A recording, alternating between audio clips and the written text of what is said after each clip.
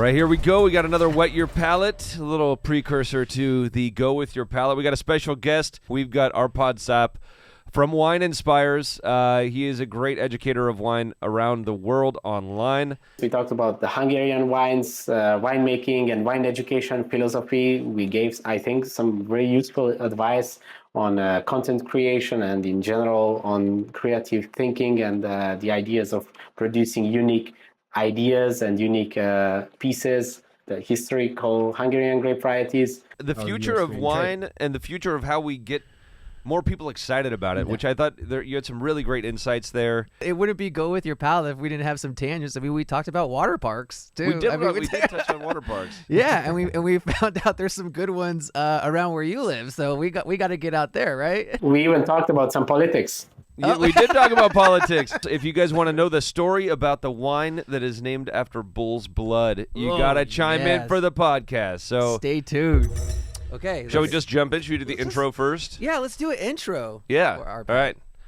So today, welcome into another episode of Go With Your Palate. You got me, Joe Wagner, and my co-host, Chris Fat Mario Rubio. As always, we got a special guest today. This is Árpád Czapp. He is a wine influencer. He was, I'd say, earlier to the game than most.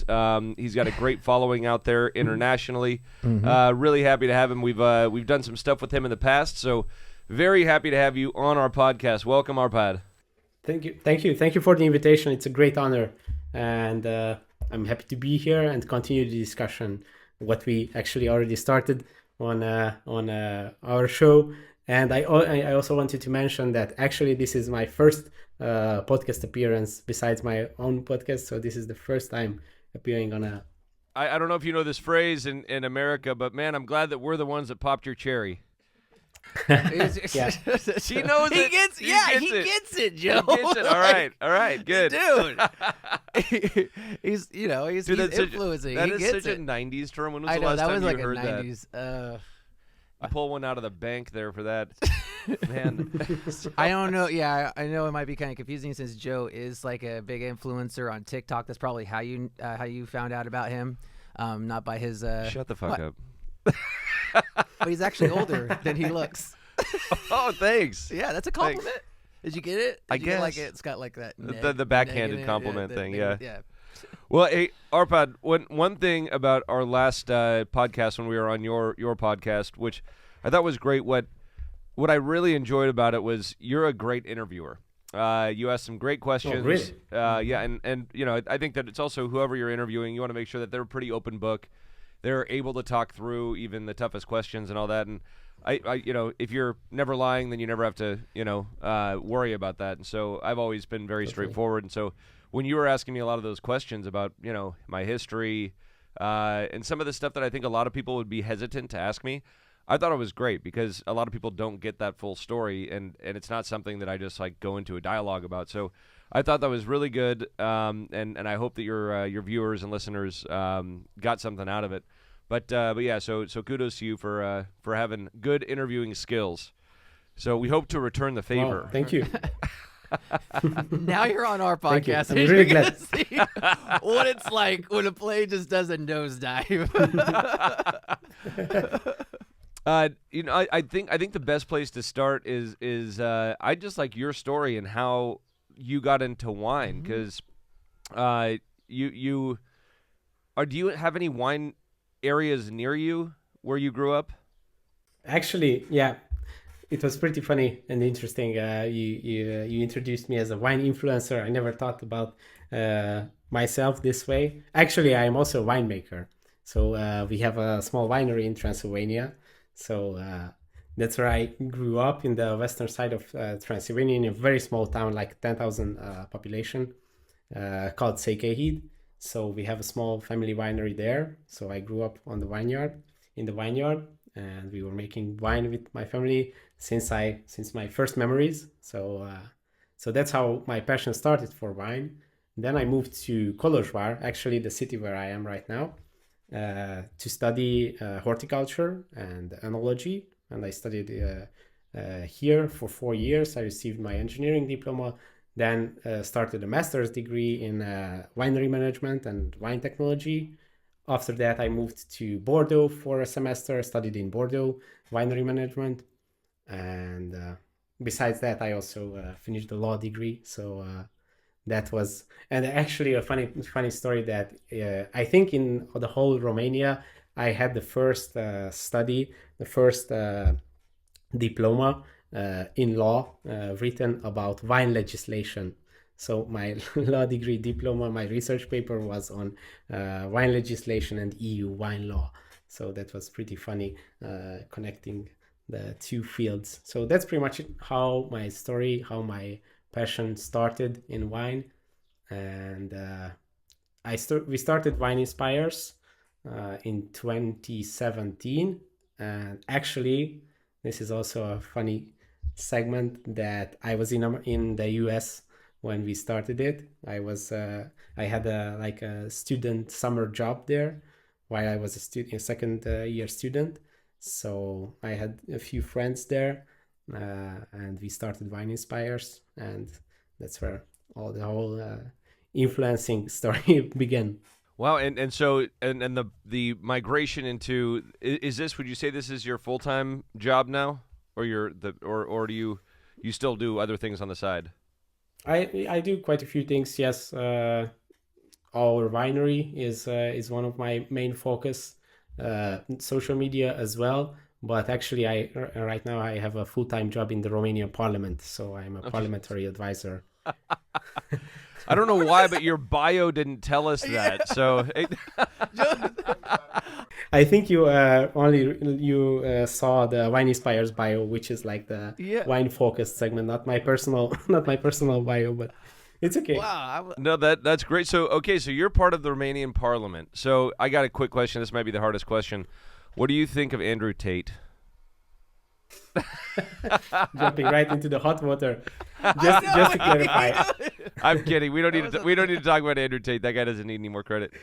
No. So okay. So I am really just one clarification. I am a parliamentary advisor, so I'm not in a political position. I'm not part of the parliament as a deputy, not a senator, but a legal advisor in the parliament. So not a political position. I think it's a very important distinction. A difference, meaning that the voting population doesn't necessarily love you or hate you. You just get in there and you get your job They only love me. They only love you. Perfect. Oh, that's awesome. What a great See, position. that's the thing that I think most politicians need to learn is like they don't need, unless you got that ego and you want to have that win and you want to be like, you want to be the senator, you want whatever. You don't need that. You can get a lot of shit done without being hated by everybody. Can you relate to that in your position? I would never. I'm like Árpád. I would never run for politics. They would make shit up and whatever. Like it would be. Gina used to ask me like, "Why don't you get into politics?" I'm like, "Do you see how they treat those people? Like, there's no way that everybody's happy, and if everybody's happy, then you're getting nothing done. Like you gotta have a vision. You gotta execute that vision, and somebody is gonna come along the way." I think it requires a special personality to be able to do that. Now, being here for being in the parliament for 3 years, I seen the inside workings of politics. Actually, a lot of people ask me if I feel worse about politics, seeing it from the inside. But actually, I had very positive surprises. From the inside, it's actually a lot less ugly. But definitely, it requires a very specific personality to be able to do that and to like to do that. They actually get together and they have mutual respect and they try to work, in general, the politicians try to work together to get something done, but then at face value between the population and on news media and whatever else, you just see the negativity and that's it. But that's part of our news media, which is they're garbage. So yeah, totally. That's exactly the thing that I saw. Inside the between closed doors, they work, they collaborate, even opposing parties, they try to solve real issues. It's very technical. There is a technical side of it. And as you mentioned, in the media, they have to do the show because that's how they get attention, which is understandable. You cannot use as your main communication the technical details of politics and lawmaking, because the general population wouldn't understand that, couldn't appreciate the technical works. And they'd get lost in it. And I think that's a really good point, because everybody wants to hear the more passionate side of the point, right? They don't want to hear the details behind it. So, which is kind of sad. I wish society would be able to, adapt and really learn those things. But I don't know. We'll see. Yeah, I just want to say, like, I'm blown away. This is awesome, because how I found out about you, if I could just share a moment, is like when I came in and actually started working at Copper Cane in 2018, and that was right when Instagram was blowing up, right? They just realized 1 billion followers. I think businesses were really realizing too how powerful social media was. You said you were coming in with Wine Inspires 2017. Perfect timing. Oh yeah, chef's kiss right there. And I was coming in, and I actually, I talked about, I looked up to you like on the sites, because I'm just coming in not knowing what I'm doing. I'm like, the Wine Inspires is killing it. They know what they're doing. They're like the big dogs. If I can get them to, oh man, they share the story that I did or something like that, like it meant so much. And you're always really supportive, especially supportive all over in the wine industry, but obviously here in the Napa Valley, where I was kind of working from, felt the real support and love here for the Napa Valley.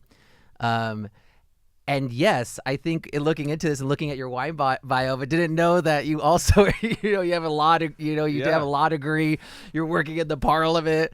I mean, you're doing big things. You're a shaker mover. And to think that, you're like, and then also I decided to become this powerful, which is now over 600K on Instagram. You're over 300K on TikTok, and very impactful on social media. So, just want to say thank you. I mean, that's pretty cool that you could find the time to do all these things, and your podcast, and have Joe on there too. Yeah, so. we got to spread the love of wine out there. The more people viewing and listening, the better. So, nice work. And so I am intrigued about your family and your involvement in making wine. So what are the varieties that you guys are growing? What does well on your estate? So we mostly work with Hungarian grape varieties. So one more thing to clarify. So we are from Transylvania, the western side of Romania right now, but Transylvania historically was a Hungarian territory from the Hungarian kingdom. And we are Hungarians. Our nationality is Hungarian. Our mother tongue is Hungarian. And we mostly work with Hungarian grape varieties, mostly Királylánka, but we also, most of them is Királylánka. We have Ottonel Muscatai, and we are also experimenting with some other grape varieties. An interesting story is the story of the Bakator grape variety, which was a historical, long-lost grape variety from the 17th, 18th, 19th century. And it was thought that it was distinct. So nobody had Bakator in the last 100, 200 years. And there were a few legends that somewhere in the southern part of Hungary, there might be one last grapevine, one Bakator vine. And there was a foundation in our region. They created a foundation with the goal to reincarnate the Bakator, to find that one grapevine and to replant it. And after years of work and research, they actually found one grapevine, and they started working on it. There was actually, the Hungarian government was involved in it, a few ONGs, and there was a contest for young winemakers to be the first ones to replant the Bakator grapevines. Wow. And I took part in that contest, and I received 500 of the grapevines, of the first grapevines that were lost for 200 years, and we planted the Bakator vines. After in the next year, there was another contest with the same purpose. I won again, so we have 1,100 Bakator grapevines, which are experimental, but it's very interesting. It shows great potential, but the fun part is that there is no experience with it, because all the knowledge was lost. There are a few scriptures, a few ideas about it, but obviously no modern technology, no modern viticultural practices, no modern winemaking practices were ever applied to Bakator. So it's really a clean clean slate, and That's really cool. we are the ones who have to discover it and find out what can we do with So it. you're doing a bunch of experiments on that, and you've bottled any wine? Yeah, we already bottled. So this was the first. We planted the vineyards in 2016 and 2017. So we already made a few vintages. We are trying different techniques in the vineyard, in the winery. Great potential. The grapes have this light pinkish color. It's a little bit similar to Traminer, but the bunches are a bit bigger, and the wine is it has very crisp acidity, full-bodied, very creamy, fruity, lots of tropical fruit aromas. So, but obviously, we need a lot more experience to find out what techniques and what. You're fermenting this to bone dry, or you leave a little residual sugar? Yeah, bone dry. Bone dry, great. I got to try this. And do you look at this as kind of the patriarch of the grapes in say Hungary, or was this kind of like is this what you would dub as the native grape to your region? I'm not sure. I wouldn't say that it's the patriarch, because there are lots of Hungarian grape varieties. I think Furmint is a lot older, and it has a greater history. Bokator is also it was very famous actually. There are some like articles about it, historical articles, that it won wine competitions in Paris, and it was exported to the Russian Tsar at the moment. So it was quite famous, quite big in that period.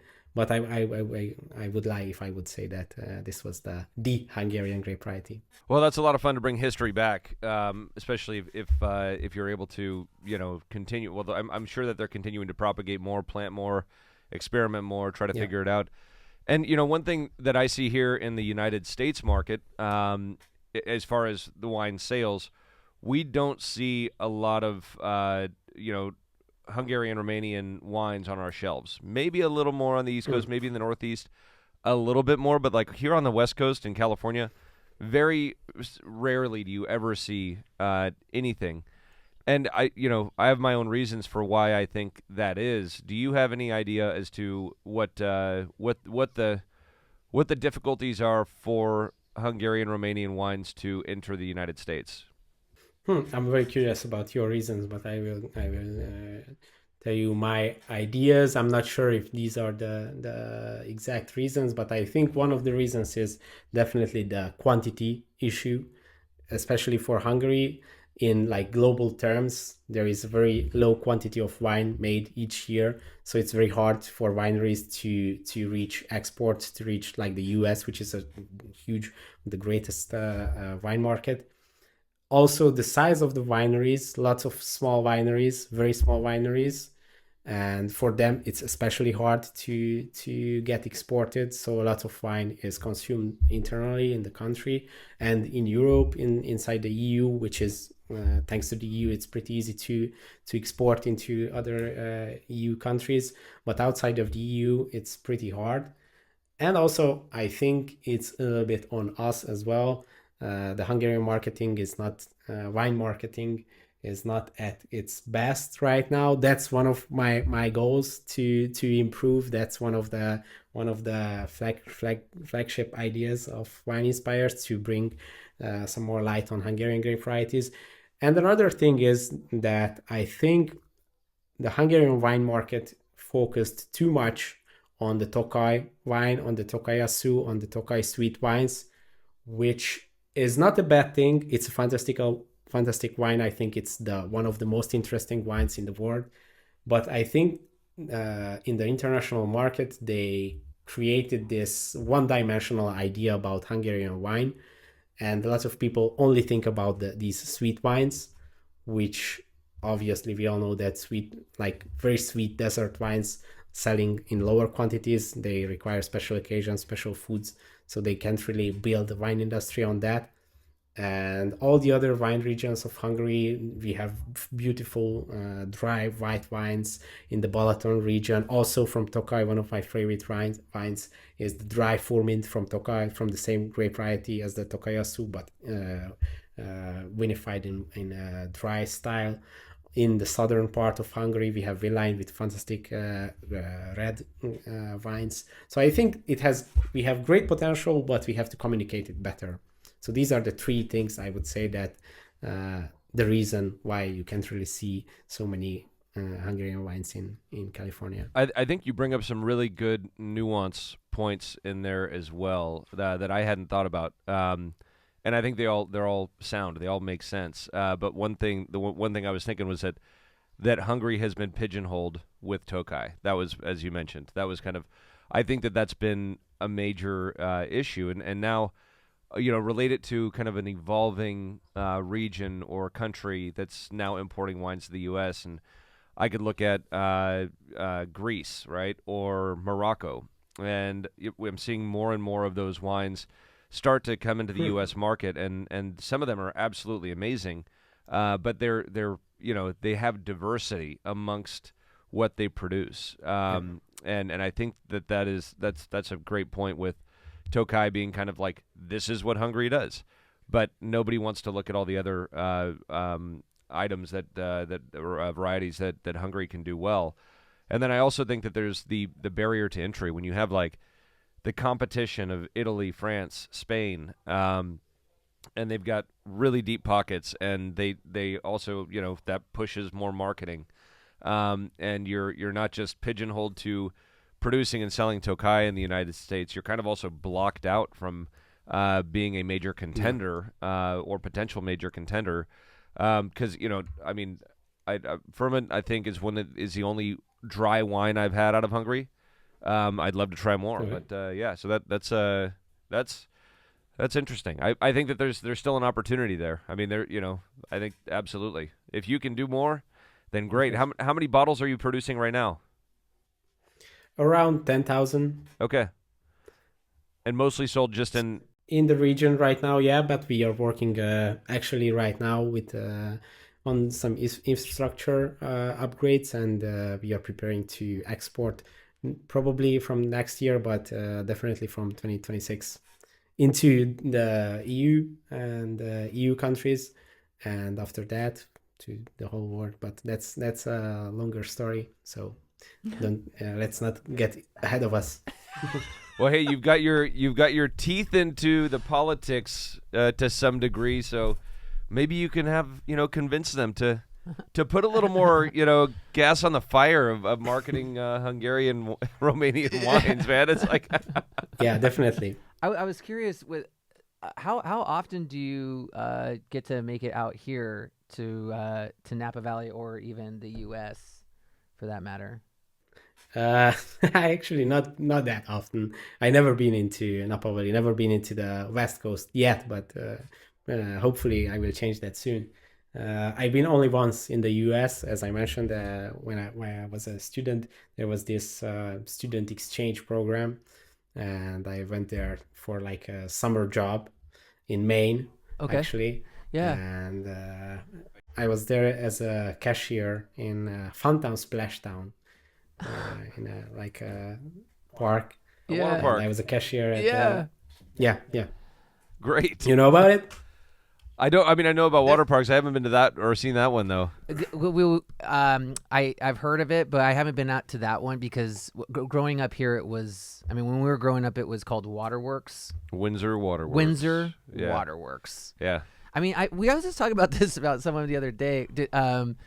Like I feel like water parks used to be a lot more popular, and then I think what happened is, and this is just my own opinion, but maybe with social media or TV shows, stuff like that, just really talking about the idea of just a lot of people peeing. Yeah, the cleanliness thing, I think is, of it. And I think that might have kind of turned it off, I don't know. That's my theory. If anyone wants to weigh in on that. Didn't they solve that with I think there are some chemicals that they use, which shows if there was an accident, then they can like evacuate everybody. I'm not sure, but that's what I heard. Yeah, they are building. Yeah. There's a new one being built in California. It's a massive one, but it's also really? like a massive event. Like it's a multi-use area, but they have like I think a half of it or a third of it is like a giant water park. Yeah. I was just reading about it, but yeah, so they may be coming back. What's old is new again. Everything comes back into vogue. What do you? Is there like water parks or anything around where you live? Actually, it's a great coincidence. We are quite famous from not really water parks, but like I mean water parks as well in our region. Actually, even up to like Budapest, the capital of Hungary. Coming through Romania, there is a huge thermal water basin, and there are lots of locations, lots of towns that have this thermal water, which is like very healthy, and they create these facilities, these like a spa wellness facilities, like spas. Yeah. And actually, our little town was quite famous. We have a small but very very cozy facility, which we grew up there. Each summer we were playing there, and we were all the only kids there because mostly like older people came there for like treatments. But while I was in the parliament in Bucharest, I was surprised because I was convinced that probably no one really heard about our little town in the western side of Transylvania, Székelyhíd. But in the parliament, I met like 30 people who said that we were going to Székelyhíd for the thermal baths for like 30 years. I was like surprised. Wow. I never expected anybody to know about it. So actually, it's quite famous. That's great. Yeah, the culture in Europe of the what we call hot springs, that sort of thing. Yeah, the wellness of hot springs. We have Calistoga here, and but all throughout different parts of the U.S. they are around, and we don't quite have the culture yet. Like it's not entrenched. Like it's a big thing in Europe. I went to Baden-Baden and saw what they were doing there, the old Roman bath town, and it was really just such a cool experience. Very, very different than the way they do it here in the U.S., but I think they do it better. Yeah, we're super slow. We're just people are cold plunging. I mean, that's you get the cold plunge. That's same we're thing. trying to freeze Same but different, but same. We're getting close. It's baby steps. So let's jump into wine influencing, because I think that's I would love to hear what we could talk about your process. Any advice you would give to somebody who wanted to get into wine influencing. Now, like from my perspective, for me, it's different because, being more of starting off as a producer and then telling the story is very different than what, you're doing. You're reaching out and getting people's stories pulled out of them. And, what is the process you go for? What are you trying to achieve overall?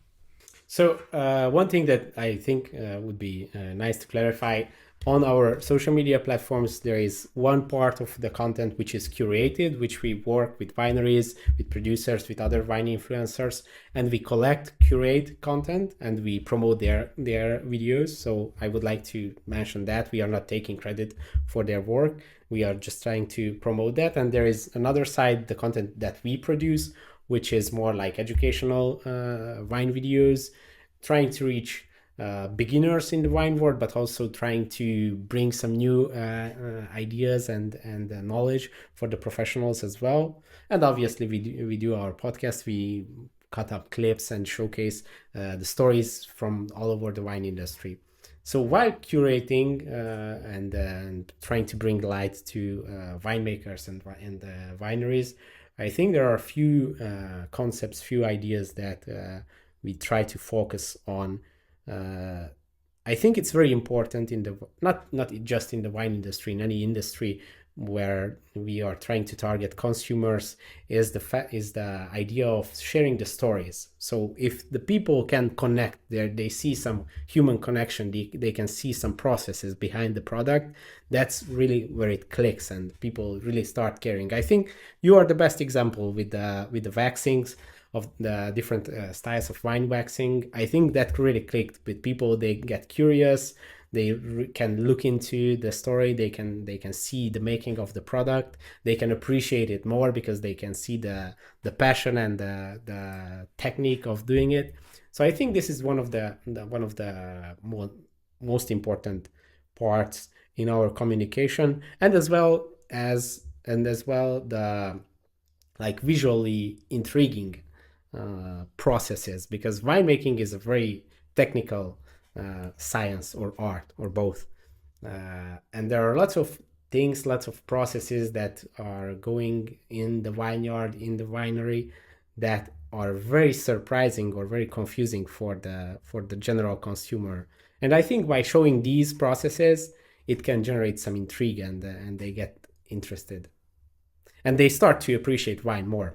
So yeah, seeing is believing. I agree with that. And there's not enough people showing the back of the house processes. I think there are a few that do a really good job of it, but of the thousands, tens of thousands of wine producers out there, we should really have we should see a lot more of this stuff, because I do see that people find it very interesting. They want to see where their product is from, and there's so much that goes on. Like you said, it's a very technical process. There's so much that goes on that you can say 10 times and somebody's not going to fully understand it.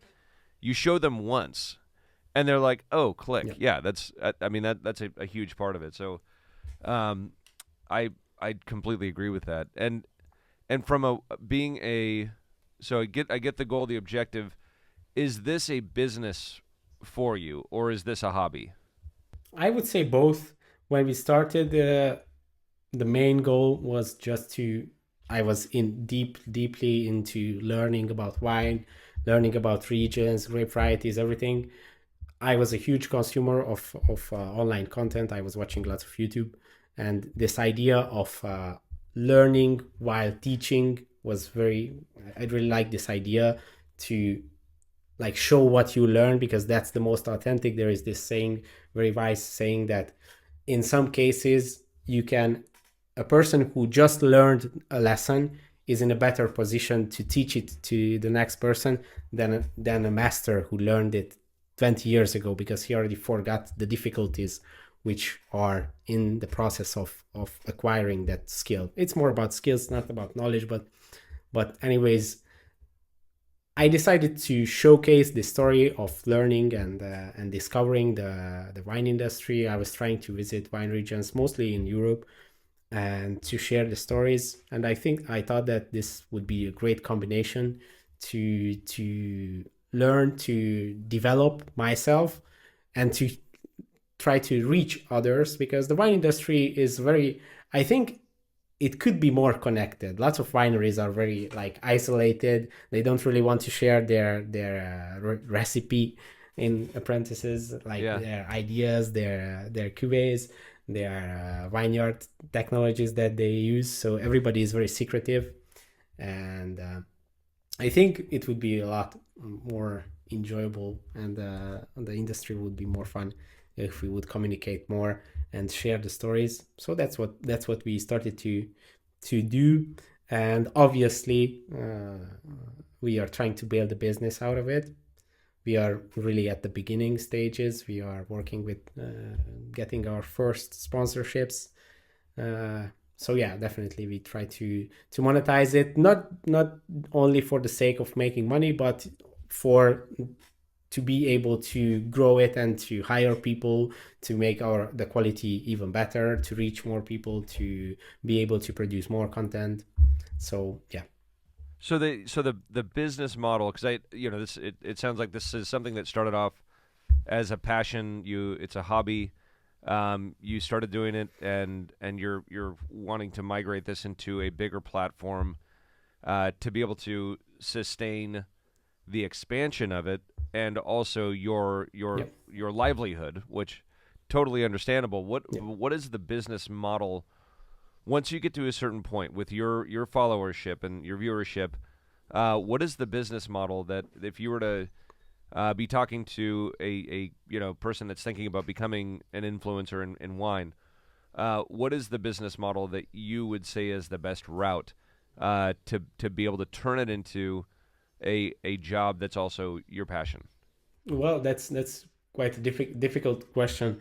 I think the hardest part here is the fact that right now, and if you are talking about Instagram and TikTok, short form content is very, very hard to build a business on. So everybody, if you look at other industries, other media categories, niches, if you look at them, every single time, usually the short form platforms are built up, and then some type of long form content comes around, because that's more valuable and that's easier to monetize. in our case, I think Instagram and TikTok, as I said, it would be very hard to build a business on. So we don't really work on any projects there. We would just like to use these platforms to communicate, to reach more people, and to bring people from those platforms to our podcast, to our long form videos. Actually, I already made a few, but we are working on some bigger projects, some long form docu style videos, which we are very passionate about. I'm a huge fan of filmmaking, so I am trying to combine these ideas of wine education, telling the stories of the wine industry, and packaging it in like a little bit artistic, nicer viewing experience, movies. So That's a very cool idea. We are at the beginning of that, but really passionate about it. I would say that that's one of my main projects and my main ideas around Wine Inspires. Funnily, it's the smallest segment right now, but that's the goal. Also, the podcast, which is also fantastic. I think this is an amazing opportunity. Just talking to you, I had you on the podcast a few weeks ago. It was a great experience. I think this also comes back to the beginning of the story. This is the greatest opportunity to learn about wine, about winemaking, about the wine industry, to talk to people knowledgeable, a lot more knowledgeable people than me. So I'm really enjoying that. And I think also the podcast, if we are talking about business, in the long term would have good opportunities of monetization as well.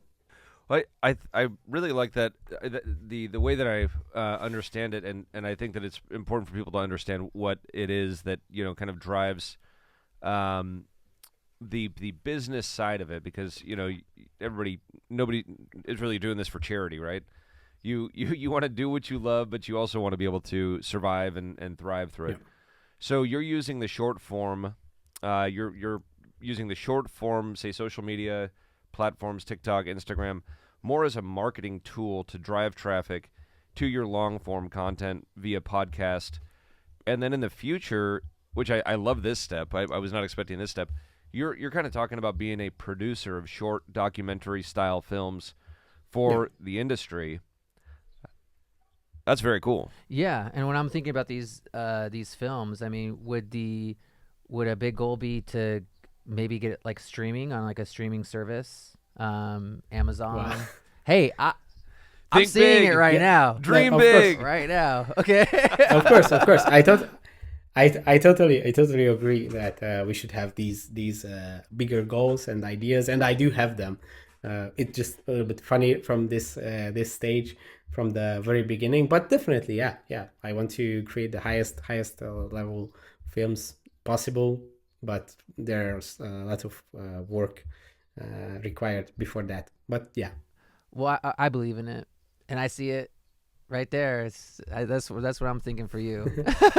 I could totally see like a series coming out of like, 10 episodes, each one focusing on one different winery and what their ideologies are. You got to kind of like wrap it all together somehow. But I mean, I could see people getting into that. Yeah. We're just trying to become part of your management team right now. Yeah. I mean, but yeah, if you get something signed on with that, and like all of a sudden you're able to go, because you could either go locally or go globally. But imagine you do a segment for a great producer with a great personality behind the brand in Argentina. Same thing in France, Spain, Italy, Hungary, California, Oregon, like South Africa. Yeah. You can go to all these different things, get all of the different ideologies, and I think people would see in itself the culture of wine bringing people together on a global level. I think that's a great story.